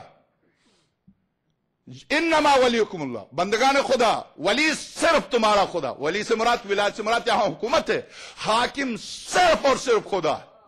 اگر زمین پر اس کا کوئی نمائندہ حاکم ہے جسے اس نے بنایا تو اس کا رسول ہے، ٹھیک۔ اگر رسول کے ساتھ بھی کوئی حاکم ہے تو وہ ہے جس نے حالت رکوع میں زکات دی۔ نہیں ابھی نہیں، اب توجہ دیجئے۔ میں نے ولایت اللہ کا اعلان کیا، اللہ اکبر، یہ کبریائی اور بڑائی کا اعلان کیا۔ یہی کبریائی اس کی ولایت کا اعلان ہے، یہی کبریائی اللہ اکبر تکبیر جو اذان و اقامت میں آپ کہتے ہیں یہ اس کی ولایت کا اعلان ہے، اس کی کبریائی کا اعلان۔ چونکہ دوسرا لفظ اس لیے ضروری ہے کہ 1,24,000 انبیاء وہ آپس میں رسالت کار، رسالت میں شریک ہے، وہ لا شریک ہے، تو چونکہ دوسرا لفظ اس لیے لازمی ہے کہ اس کی لا شرکت کا اعلان بھی کر دیں، تو آپ نے کہا اشہد اللہ الہ الا اللہ۔ اب آگئے رسول کی ولایت پر، تو آپ نے کیا کہا؟ اشہد ان محمد رسول اللہ۔ پھر ولایت تو یہاں پر ادھوری رہ گئی، آگے چلیے۔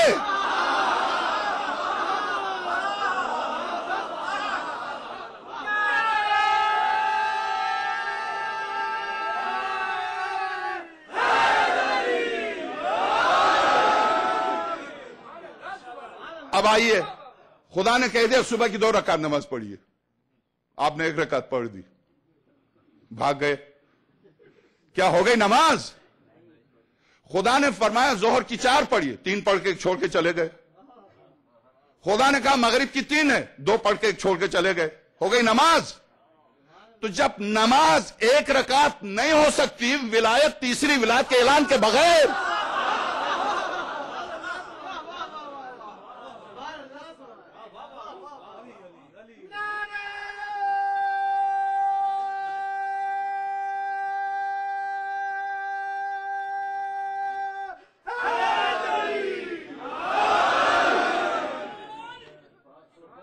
درست بات، ایک بالکل واضح بات ہے۔ تین ذوات مقدسہ کے لیے ولایت ہے، اور یہ ولایت خدا نے دی، میں نے، آپ نے نہیں دی ہے، لوگوں نے یا سقیفے میں مل کے کسی نے ولایت نہیں دی ہے۔ یہ ولایت خدایتی ولایت ہے، جو ولایت خدا کے لیے وہی رسول کے لیے، وہی اس کے لیے جو رکوع میں زکات دے۔ جب خدا کو پکارتے ہیں تو اس بنا پر کہ وہ ولی کل ہے، جب ولی کل نے کہہ دیا جو میری ولایت تھی میں نے تمہاری خاطر، میں تو نظر نہیں آتا، اگر مجھے دیکھنا چاہتے تو یہ میرا ولی ہے، دیکھ لو، اسے پکارو، تو اب رسول کو پکارا۔ اور جب رسول نے فرمایا جب میں تم سے غائب ہو جاؤں تو میں زمین کو خالی نہیں چھوڑتا، ولایت خدا سے یہ زمین خالی نہیں ہو سکتی، دیکھ لو یہ علی نے جاتے ہوئے فرمایا دیکھ لو یہ حسن نے جاتے ہوئے فرمایا دیکھ لو یہ حسین نے جاتے ہوئے فرمایا یہ علی ابن الحسین نے فرمایا محمد ابن باقر، امام باقر نے فرمایا جعفر الصادق نے فرمایا موسیٰ کاظم نے فرمایا علی ابن موسیٰ الرضا نے فرمایا محمد ابن علی نے فرمایا علی ابن محمد نے فرمایا حسن ابن علی، اور حسن ابن علی کے فرزند پر تو عجیب بات یہ ہے سب متفق ہیں اور منتظر ہیں، یہاں تک کہ سب سے زیادہ انتظار وہابیوں کو ہے۔ روئے زمین خدا اور خدا کے ولی سے خالی نہیں ہے۔ تو جب خدا کے لیے جو ولایت تھی خدا نے کہا، میں نے نہیں، میرے لیے جو ولایت ہے دیکھو میں ہی ان کو وہی ولایت دے رہا ہوں، نہیں پکارتا تو نہ پکار، مگر میں پکارتا ہوں تو تجھے تکلیف کیوں ہوتی ہے؟ میرے پکارنے سے تجھے تکلیف ہونا خود اس بات کی دلیل ہے کہ تو جا کے تحقیق کر اپنے بارے میں، اس لیے کہ میں نے گالی نہیں دی، میں نے کسی ولی کو پکارا، میں نے برا نہیں کہا، میں نے کسی ولی کو پکارا۔ آپ کیوں تڑپ گئے؟ کیوں تکلیف ہوئی؟ کیا آپ نے اپنی زندگی میں کسی سے مدد نہیں لی؟ آپ قسم کھائیں گے؟ آپ ڈاکٹر کے پاس نہیں گئے ہو؟ آپ کسی اور اپنے دوست سے مدد نہ مانگی ہو؟ سبحان اللہ، آپ اپنے دوست سے، ڈاکٹر سے زندگی کے ہر معاملے میں دوسروں سے مدد مانگے، اور خدا یہ کہہ دے دیکھو مدد اس سے مانگو، اس سے نہ مانگے۔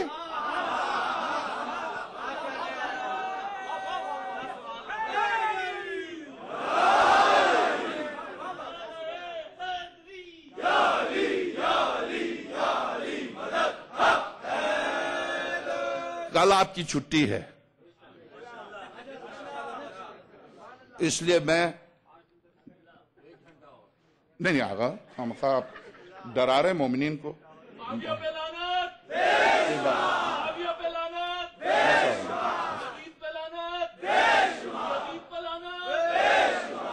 آئیے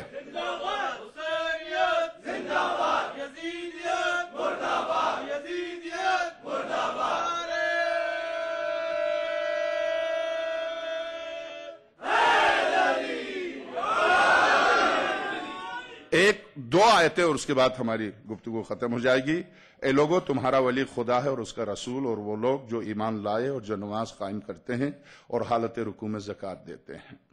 اور کیا خدا نے مغفرت کو، اب آپ یاد رکھیے، کیا خدا نے مغفرت کو، بخشش کو، معاف کرنے کو مختص نہیں کر دیا صرف انہی لوگوں کے ساتھ جو توبہ کریں اور ایمان لائیں اور عمل صالح کریں اور ساتھ ساتھ ولایت آل محمد کی طرف ہدایت یافتہ بھی ہوں؟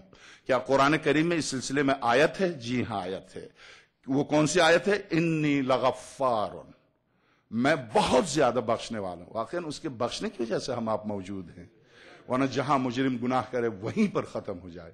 کیا وہ قادر مطلق اس کی طاقت میں کمی ہے؟ نہیں، اس کا لطف ہے جس کی وجہ سے ہمارا آپ کا وجود ہے۔ مجرم جہاں جرم کرے وہی ختم کر دے، پکڑ لے، مگر نہیں، انی لغفار، میں بہت زیادہ غفار ہوں۔ بہت، یہ مبالغہ کی لفظ ہے، میں بہت زیادہ معاف کرنے والا ہوں۔ انی لغفار لمن تاب، کس کے لیے؟ جو جرائم پر جرائم کر کے ایک دفعہ پلٹ جائے اور توبہ کر لے۔ لمن تاب وآمن، اور ایمان بھی لائے، وآمن وعمل صالحا، آیت پر غور کیجئے گا، وعمل صالحا، توبہ کرے، ایمان لائے اور عمل صالح بھی کرے، ثم اہتدی، پھر ہدایت پائے۔ کیا مطلب؟ توبہ بھی کی، ایمان بھی لایا، عمل صالح بھی کیا، ثم اہتدی، پھر ہدایت پائے۔ تو ہدایت پائے بغیر مومن کیسے ہوا؟ ہدایت پائے بغیر توبہ کیسے کی؟ ہدایت پائے بغیر اس نے عمل صالح کیسے بجا لایا؟ تو اب یہ ہدا سے مراد کیا ہے؟ اور ہدا آخر میں آ رہا، جبکہ اس لفظ کو شروع میں ہونا چاہیے، جیسے الف لام میم ذالک الکتاب لا ریب فیہ ھدی ہدایت شروع میں آیا۔ ہدایت، جب ہدایت پائے گا تبھی تو مومن ہوگا، تبھی تو توبہ کر لے گا، تبھی تو عمل صالح انجام دے گا۔ یہاں عجیب بات یہ ہے، عمل صالح بھی پہلے کر رہا، اس سے پہلے توبہ کر رہا، اس سے پہلے مومن ہو رہا۔ یعنی حساب، یہ آیت نعوذ باللہ اس طرح سے جا رہا ہے جیسے میں اور آپ سورہ ہم کو الٹا تلاوت کریں۔ کیا مطلب ہے اس کا؟ خداوند عالم ارشاد فرما رہا پھر سے، انی لغفار، میں بہت زیادہ بخشنے والا ہوں۔ کس کے لیے؟ لمن تاب، جو توبہ کرے، وآمن، توبہ کے بعد ایمان لا رہا، وآمن وعمل صالحا، اور عمل صالح بھی بجا لائے، اس کے بعد پھر ثم اہتدی، اس کے بعد پھر ہدایت پائے۔ تو کیا مطلب ہے اس کا؟ آئیے، یہ آیت کیوں عجیب لگتی ہے؟ اس آیت میں نام کی جگہ پر، اصل میں ہدایت نام کی جگہ پر آیا ہے، ہدایت نام کی جگہ پر آیا ہے، اپنے مصدری معنی میں نہیں آیا ہے بلکہ نام کی جگہ پر آیا۔ وہ نام کیا؟ آئیے، ابن حجر نے، جو کہ ہماری رت میں کتاب لکھی، مکتبہ اہل البیت کی تردید میں کتاب لکھی، ابن حجر نے سوائق محرقہ فصل اول باب 11 میں لکھا ہے، ان کی اصل عبارت کا ترجمہ یہ ہے، ابن حجر مکی، اس کی عبارت یہ ہے، 8ویں آیت میں اللہ تعالیٰ فرماتا، بے شک میں بخشنے والا ہوں اس کو جو توبہ کرے اور ایمان لائے اور عمل صالح کرے اور ساتھ ساتھ ہدایت یافتہ بھی ہو۔ ثابت نبائی کہتے ہیں، یہ ابن حجر مکی کی عبارت چل رہی ہے، ثابت نبائی کہتے ہیں کہ یعنی ولایت اہل البیت کی طرف ہدایت یافتہ ہو۔ یا آخر میں ثم اہتدی سے مراد نماز، عمل صالح، ایمان، توبہ اس وقت تک قابل قبول نہیں جب تک اہل البیت کی محبت کی طرف نہ آئے. یہ آیت قرآن کریم کی آیت، اور لکھنے والا ابن حجر مکی. ثم اہتدی، یعنی نماز، آپ نماز پڑھ رہا تبھی تو مومن ہے، تبھی تو عمل صالح. ترک نماز کے بعد عمل صالح کیا رہ جاتا؟ کچھ بھی نہیں رہ جاتا. تو نماز پڑھ رہا، حج کر رہا، زکات دے رہا، ٹکر پر ٹکرے مار رہا، مگر اگر ثم اہتدی کی آخری منزل تک نہیں پہنچا تو گیا کہاں؟ جہاں بزرگ.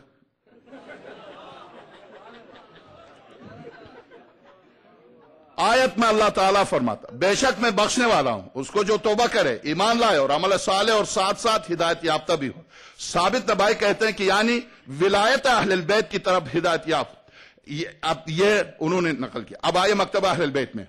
امام محمد باقر سلام اللہ علیہ، امام جعفر صادق سلام اللہ علیہ، دونوں اماموں نے بھی یہی مضمون ہے، ان سے بھی یہی مضمون نقل ہے، اور دونوں اماموں سے بھی ابن حجر نے یہی روایت نقل کی ہے.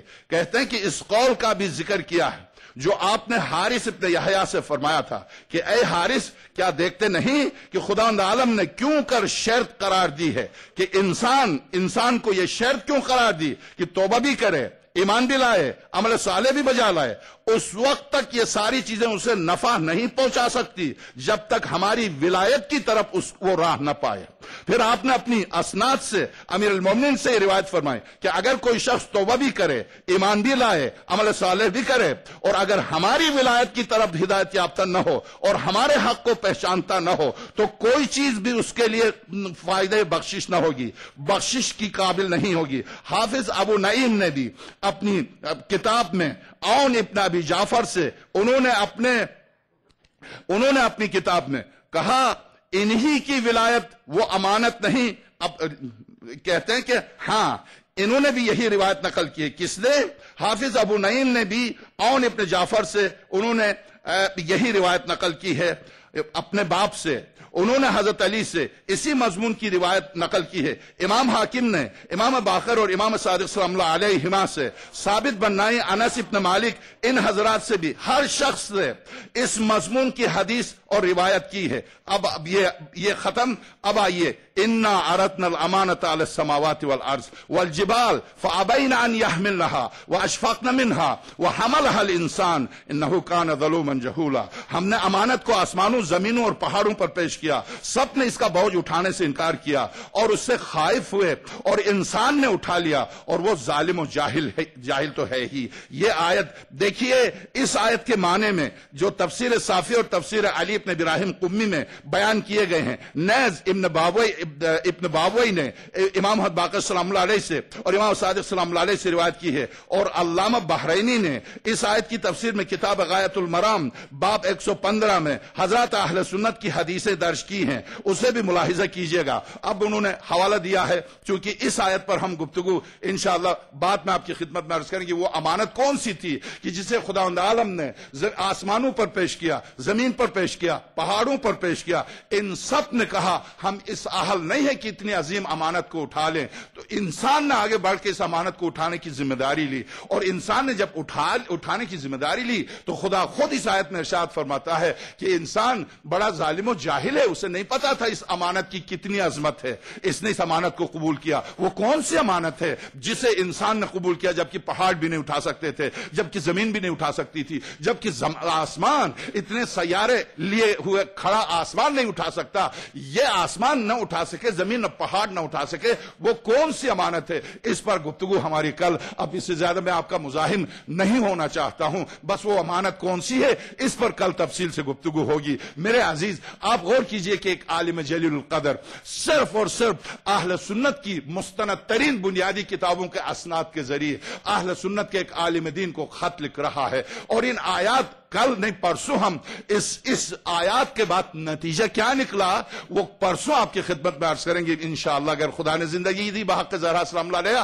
پرسوں کی مجلس میں آپ کی خدمت میں پیش کیا جائے گا کہ ان آیات کا نتیجہ کیا، تسلیم کیا نہیں کیا تو کیا ہوا، نہیں کیا تو کیا ہوا. اس پر پرسوں. کل پھر جو آیتیں رہ گئی اس پر. اب آئیے طے ہے کہ سرور کائنات نے، طے ہے کہ خلاق عالم نے کائنات کو ہادی سے خالی نہیں چھوڑا ہے، طے ہے کہ اگر اس نے صراط مستقیم کی ہدایت کے لیے مستقل مجھ پر، آپ پر، ہر مسلمان پر فرض قرار دیا ہے کہ تم دن میں کم سے کم 10 دفعہ مجھ سے دعا مانگو کہ میں تمہیں ہدایت کروں، تو یہ کیسے ممکن ہے کہ مجھے پیاسا رکھے اور پانی کو خلق نہ کرے؟ یہ کیسے ممکن ہے مجھے بھوک تو دے غذا پیدا نہ کرے؟ یہ کیسے ممکن ہے میری جسم کی ضروریات تو پیدا کرے مگر ضروریات کی تکمیل کی چیزیں پیدا نہ کرے؟ وہ لطیف و کریم و مہربان خدا جو غذا، بھوک کے لیے غذا دے، پیاس کے لیے پانی دے اور سانس کے لیے ہوا دے، کیا ممکن ہے کہ اس غذا و ہوا سے بھی اہم چیز کہ جس کی ہدایت کے لیے کہہ دے ہر وقت تو ہدایت مانگ اور ہدایت کا ذریعہ مجھے نہ بتائے؟ وہ ہدایت کہاں ہے؟ یا ایک زمانے والوں کو بتائے اور بعد میں آنے والوں کو نہ بتائے؟ تو ہادی فرض ہے، اس کے لطف کے اعتبار سے بھی فرض ہے اس ذات مقدس پر کہ ہر زمانے میں اس کی طرف سے ہادی موجود ہو۔ بس آئیے یہی پر آج ہم اپنی گفتگو ختم کرتے ہیں، کل کی گفتگو انشاءاللہ اس سے آگے ہدایت، اہدنا الصراط المستقیم،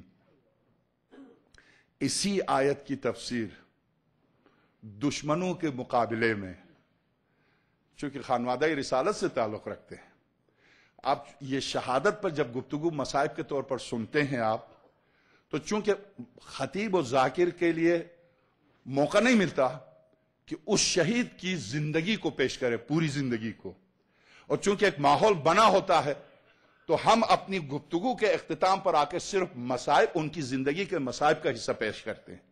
کون ہے حضرت قاسم ابن حسن؟ کون ہے؟ کس کا فرزند ہے؟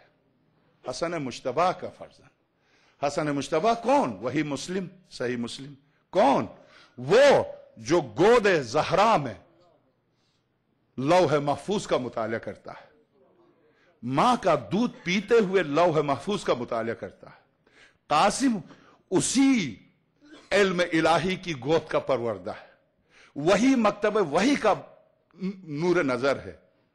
جب آئے ہیں، اب چونکہ وقت گزر گیا، ورنہ حضرت قاسم نے کوفے والوں کے مقابلے میں جن آیات کی تلاوت کر کے جو خطبہ دیا ہے، پتہ چلتا ہے کہ اس گھر کی ہر فرد زہرا، خطابت میں ہر فرد علی ہے، ہر فرد شجاعت میں فرد فرید ہے۔ جس طرح سے آپ نے آ کے دشمنوں سے پہلے خطاب کیا ہے اور اتمام حجت کیا ہے، اتمام حجت کے طور پر قرآن کریم سے انہی آیات کی تلاوت کر کے دلائل پیش کیے ہیں۔ کیا تمہیں کوئی شبہ ہوا ہے کہ حسین فرزند رسول نہیں ہے؟ کیا تمہیں کوئی غلط فہمی ہوئی ہے کہ مدینے میں پیغمبر خدا کی گردن پر یہ حسین سوار نہیں ہوتے تھے؟ کیا تم میں سے کوئی نہیں جس نے یہ سنا ہو کہ پیغمبر خدا نے حسین کے بارے میں کیا فرمایا؟ کیا اگر پیغمبر سے کوئی روایت تم تک نہیں پہنچے تو کیا قرآن تمہارے پاس نہیں ہے؟ کیا قرآن کریم میں حسین کے بارے میں جتنی آیتیں ہیں ان سے تم نے چشم پوشی کر لی ہے کیا؟ یہ ساری گفتگو حضرت قاسم کی کربلا میں دشمنوں کے مقابلے میں جب دیکھا، وہ ٹس سے مس نہیں ہوتے۔ اس لیے کہ میں نے شروع میں عرض کیا تھا، آپ کو مجھے حیرت نہیں ہونی چاہیے کہ ہدایت ایک لطف ہے، خدا اپنا لطف صرف اہل کو دیتا ہے، نا اہل کو نہیں دیتا ہے۔ اس کے لیے اہلیت کی ضرورت ہے، ظرفیت کی ضرورت ہے۔ ہر پتھر جوہر تھوڑی ہوتا، ورنہ جوہر کی قدر ہی کیا ہوتی؟ ہر پتھر لال نہیں ہوتا، ہر پتھر یاقوت نہیں ہوتا، ہر پتھر عقیق نہیں ہوتا، ورنہ یاقوت کی قدر ہی کیا ہوتی اگر ہر پتھر یاقوت میں تبدیل ہو جاتا۔ یاد رکھیے، جس طرح سے پتھروں میں ظرف کے اعتبار سے ایک پتھر جوہر میں تبدیل ہو جاتا ہے، انسان بہت زیادہ قیمتی ہے اس سے کہ ایک پتھر کی قیمت ہو۔ تو انسان مومن جب بنتا ہے تو جوہر میں تبدیل ہوتا ہے، جوہر میں تبدیلی کے لیے اس کے ظرف کی ضرورت ہے۔ بس اب حضرت قاسم بن حسن سلام اللہ علیہ یہ وہ آقا ہیں کہ آقا امام حسن مجتبیٰ نے، ظاہر واقع کربلا سارے ائمہ کے پیش نظر تھا، آقا امام حسن مجتبیٰ سلام اللہ علیہ کے پیش نظر تھا۔ باب الحوائج کو اسی لیے باب الحوائج کی والدہ سے آقا امیر المومنین نے شادی ہی اسی لیے کی، کربلا کے لیے۔ سب کے پیش نظر تھا واقعہ، آقا حسین کے پیش نظر تھا ایک ایک واقعہ۔ جب آقا امام حسن مجتبیٰ کی شہادت واقع ہو رہی تھی مدینے میں، میں. تو اس وقت آقا امام حضرت قاسم جو تھے وہ 3.5 سال کے تھے. اپنے امام حسن مجتبیٰ کی شہادت کے وقت 3 سال سے کچھ زیادہ تھی حضرت قاسم کی عمر. اسی لیے کہ مستند ترین روایتیں بتاتی ہیں کہ کربلا میں حضرت قاسم کی عمر 13 سال کی تھی. 13 سال کچھ مہینے حضرت قاسم کی عمر تھی. اور حضرت امام حسن مجتبیٰ کی شہادت کب واقع ہوئی؟ سن 50 میں. اور واقع کربلا کب ہوا؟ بالکل سن 61 ہجری کے ابتدا میں. تو یہ 13 سال حضرت قاسم کی زندگی 13 سال. اب 13 سال کا لال رات ہے، رات کا وقت ہے. میں چونکہ حضرت قاسم کی شادی کے سلسلے میں روایات کو پیش کرنے سے پہلے، میں اب چونکہ مصائب تک پہنچ چکا ہوں، روایات کو پیش کرنے سے پہلے نجف میں تسلسل کے ساتھ ایک رسم ہے یہ تسلسل کے ساتھ. یہ آپ جانتے ہیں کہ کچھ رسومات ایسی ہیں جو ہزاروں سال سے آبا و اجداد کے ذریعے چلی آ رہی ہیں. تو کچھ اہل عراق کے پاس رسومات ہیں جو اس زمانے سے چلی آ رہی ہیں، ان رسومات میں سے ایک رسم حضرت قاسم کی شادی ہے. حضرت قاسم کی شادی باب توسی، شیخ توسی رضوان اللہ تعالی علیہ کی مسجد ہے، مسجد توسی، اسی کے اندر ان کی قبر بھی ہے. مسجد کے دروازے پر ان کی قبر ہے شیخ توسی کی. بانی حوض علمیہ نجف اشرف شیخ توسی رحمت اللہ علیہ، ان کی قبر بھی وہیں پر ہے. اس مسجد کے دروازے پر حضرت قاسم، چونکہ قبیلے 4 تقسیم ہیں نجف میں، ہر قبیلہ ایک شہادت مناتا ہے. 7 کو حضرت قاسم کی شہادت باب توسی والے، وادی السلام والے مناتے ہیں. اور باب الحوائج کی شہادت حضرت آیت اللہ محسن حکیم کی طرف جو قبیلہ رہتا دار الامارہ وہ مناتے تھے. در قبلہ والے حضرت علی اکبر کی شہادت مناتے تھے. اور باب کوفہ والے حضرت علی اصغر کی شہادت مناتے تھے. یہ اس طرح سے شہادت، جب توسی میں شہادت منائی جاتی تھی حضرت قاسم کی باب توسی میں مسجد توسی کے دروازے پر، تو پورا عراق آتا تھا، سارے شاعر آتے تھے. آدھی رات تک صرف صحرا پڑھا جاتا تھا. ہر شخص صحرا پڑھتا تھا. اور میں مقدمے کے طور پر عرض کروں کہ واقعاً اگر ایسا نہ ہوتا تو واقعی کربلا کے بعد کی جو روایتیں ہیں وہ ہم تک نہ پہنچتی.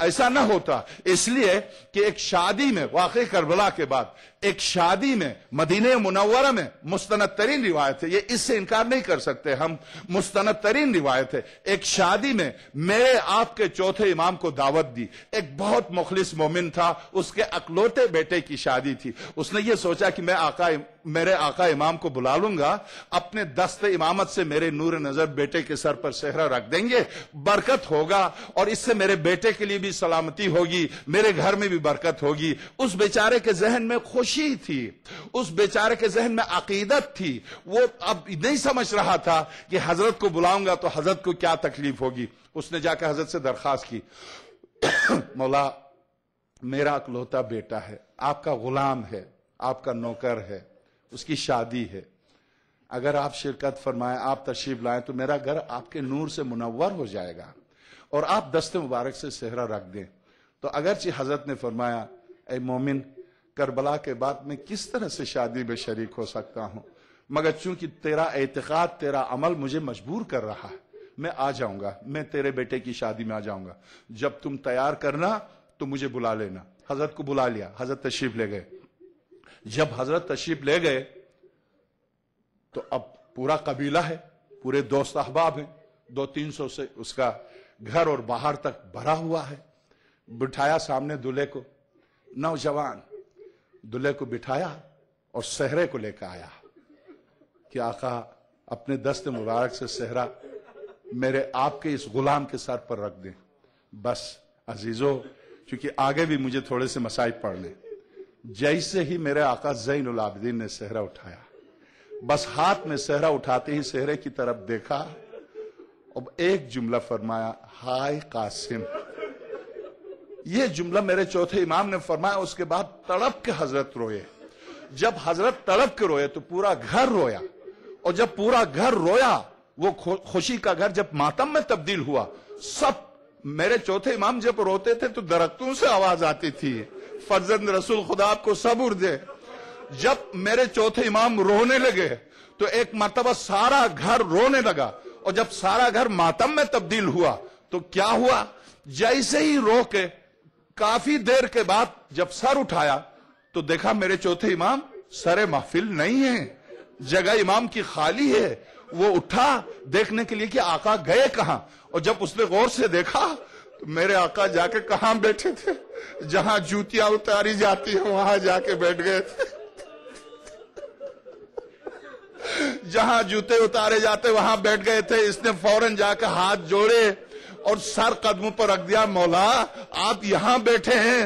تو حضرت نے فرمایا اے مومن تجھے نہیں پتا جب مصائب کربلا پر رونا شروع کیا تو تمہیں نہیں پتا کسی کے آنے کی میں نے آہٹ سنی، میں نے دیکھا میری دادی زہرا آ رہی ہے اور جوتوں کے قریب آ کے بیٹھ گئی ہے کہ میرے حسین پر رویا جا رہا ہے، تو اسی لیے کیسے ممکن ہے کہ دادی زہرا آ کے یہاں بیٹھ جائے اور میں وہاں بیٹھ جاؤں؟ بس ارباب اعزاء آج اسی قاسم، اسی دلہا کی، اسی قاسم کی گفتگو ہے۔ آئیے آقا امام حسن مجتبی نے ایک وصیت نامہ لکھا تھا۔ آقا امام حسن مجتبی نے اپنی زندگی کے آخری لمحے آقا امام حسین سرانے تھے۔ ایک مرتبہ امام حسین نے صرف 10 مہینے کا فاصلہ تھا دونوں اماموں میں، آقا امام حسن مجتبی کے سر کو زانو پر رکھا، امام حسین نے جیسے ہی رکھا امام حسن مجتبی نے آنکھیں کھولی، آقا حسین کو دیکھا کہ آنکھیں امام حسن پر رو کے زخمی ہو گئی ہیں، تو حضرت امام حسن مجتبی نے فرمایا حسین اتنا کیوں روتے ہو؟ میرا تو سر تیرے زانوں پر ہے، اس طرح سے کیوں روتے ہو؟ فرمایا اے میرے برادر عزیز، آج والد بھی گئے، نانا بھی گئے، ماں بھی گئے، ایک آپ رہ گئے تھے سرپرست، آپ بھی جا رہے ہیں تو کس پر رو؟ کہا حسین میں تو جا رہا ہوں، سب کو جانا ہے، مگر حسین میرے مصائب کہاں تمہارے مصائب کے مقابلے میں؟ مجھ پر آپ رو رہے ہیں مگر آپ پر تو کسی کو رونے بھی نہیں دیا جائے گا، آپ پر کسی کو رونے بھی نہیں دیا جائے گا۔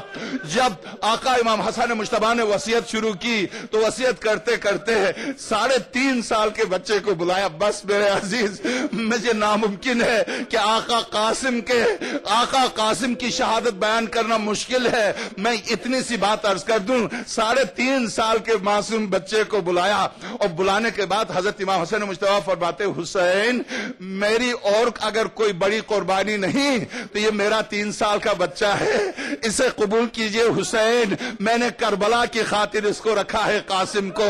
اور جب یہ امام حسن مجتبی نے فرمایا اور اس کے ساتھ ساتھ وصیت نامہ بھی لکھ دیا، اور وصیت نامے کو حضرت قاسم کے تعویذ کے طور پر بازو میں باندھا، اور جب کربلا کا واقعہ پیش آیا، اب رات کو ہر ماں اپنے بچے کو تیار کر رہی تھی، جیسا کہ کل میں نے عرض کیا۔ اب جب خیموں کے دروازے سے ہو کے جا رہے تھے آقا امام حسن مجتبی، اور جب جیسے ہی حضرت پہنچے ہیں، حضرت ام فروہ کے دروازے پر جب پہنچے ہیں تو ام فروہ 2 جملے دہرا رہی تھی، میرے لال دیکھو شہزادہ علی اکبر ہے، اون محمد ہے، یہ سب کے باپ ماں، مگر تم یتیم ہو، شاید تمہیں یتیم سمجھ کر آقا حسین واپس کر دیں۔ بس ایک جملہ کہہ دینا چاچا جان، کیا آپ اس لیے مجھے نہیں بیچتے کہ میں یتیم ہوں؟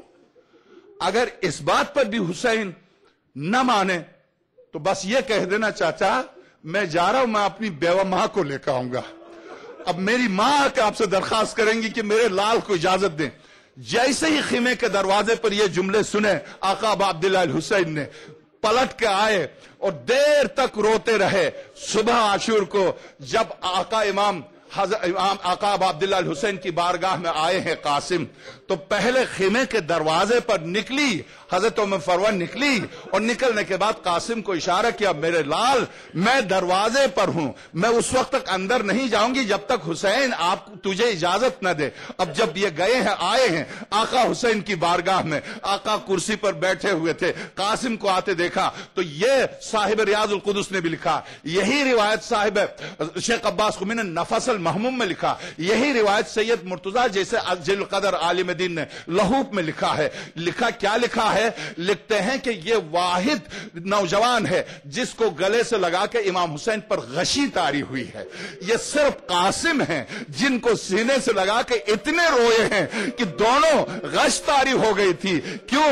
اس لیے کہ بالکل مجسم امام حسن مجتبی تھے، شکل میں، صورت میں، سیرت میں امام حسن مجتبی تھے۔ ایک تو امام حسن मुश्तबा की यादगार यतीम और एक की शहादत के लिए, मौत के लिए इजाजत तलब करने के लिए आए हैं कासिम। अब जब आए और जब आके दो जानू जमीन पर बैठ गए और बैठ के कहा, चाचा जान मैं इजाजत लेने आया हूं, अभी आका इमाम हुसैन ने कुछ नहीं फरमाया था। तो कासिम कहने लगे, चाचा अगर आप मुझे यतीम समझकर मुझे वापस कर देंगे तो आप देख लीजिएगा खीमे के दरवाजे पर।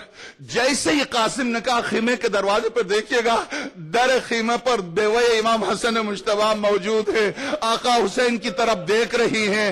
एक रिवायत है कि आवाज दी, हुसैन मैं हसन की बेवा हूं, मेरे हदिये को रद्द न कीजिएगा, मेरे हदिये को कबूल कीजिएगा हुसैन। मैं कल रोज कयामत ज़हरा की बारगाह में कैसे जाऊंगी मेरे आका, मेरे इस हदिये को कबूल कीजिएगा। जब हजरत उम्मे फरवा ने यह कहा तो अब इमाम हुसैन ने इजाजत दी हजरत कासिम को। हजरत कासिम जाहिर नौजवाना ने अली के इमाम अमीर अल मोमिनीन के पोते हैं और जाफर तैयार के ये वो खानदान, शुजात का खानदान। अब जब मैदान गए तो पहलवान, एक पहलवान से उमर इब्न साद, एक शामी पहलवान जिसका नाम अजरक नामी पहलवान से कहा कि तू शुजा है। तो अजरक ने कहा तू मुझे एक 13 साल के बच्चे के मुकाबले पर बेचता है, और जबकि शामी मुझे 1000 के मुकाबले पर समझते हैं। अजरक नामी उस शख्स ने जब यह कहा तो उमर साद ने कहा तुझे नहीं पता यह है 13 साल का, मगर यह अली का पोता है, यह आम जवान नहीं, यह आम बच्चा नहीं, यह अली का पोता है। जब उसे जोश दिलाए तो कहा अच्छा अब तुम इतना मुझे जोश दिलाते हो तो मेरा बेटा जाएगा, बड़ा बेटा जो मुझसे कम नहीं है। इस मलऊन ने अपने बेटे को भेजा हजरत कासिम के मुकाबले पर। जैसे ही इसका बेटा आया तो हजरत कासिम ने इसको तहकीक किया, वासिल जहन्नम किया। दूसरा बेटा भेजा, तीसरा बेटा भेजा, चौथा बेटा, जब 4 बेटे इसके वासिल जहन्नम हुए तो अब इसे गुस्सा आया, इसे जलाल आया। अच्छा अब मैं जाता हूं। अब जब यह शख्स जालिम अपने तमाम तकब्बुर के साथ, तमाम असलह से मुसल्लह होकर इस मासूम के मुकाबले पर आया, और जैसे ही यह शामी मुकाबले पर आया तो अब आका हुसैन गए खीमे के दरवाजे पर। खीमे के दरवाजे पर जाकर कहा, भाभी मैंने अपने नाना से, अपने कानून से सुना है कि औलाद के हक में मां की दुआ जरूर कबूल होती है। अब वो जालिम आया है जो 1000 का मुकाबला करता है। अंदरून खीमा जाइए, बाल खोलिए और हाथ उठाइए और दुआ मांगिए, मेरे माबूद इस जालिम पर मेरे मासूम को गलबा अता कर। अंदरून खीमा जाती है और मैं फरवा बाल बिखारती है, हाथों को बुलंद करती है, मेरे माबूद मेरे बच्चे को इस पर गालिब कर दे। हाँ, हजरत उम्मे फरवा की दुआ कबूल हुई, उस जालिम को वासिले जहन्नम किया। अब अहले कोफा ने हर तरफ से हमला किया। अब जब हर तरफ से हमला किया तो अब हजरत कासिम है और तमाम अहले कोफा है। बस एक मर्तबा आवाज आई, चाचा जान मेरे पास पहुंच जाइए। और जब मेरे आका हुसैन पहुंचे तो उस वक्त पहुंचे जब लाश के टुकड़े बिखर चुके थे, और जनाजे पर पहुंच के आका ने मरसिया पढ़ा, कासिम अफसोस है मुझ पर, जब तुम मदद के लिए पुकारो तो न पहुंच सकूं, और पहुंचूं भी तो उस वक्त जब तू तेरी रूह परवाज। मातम हुसैन।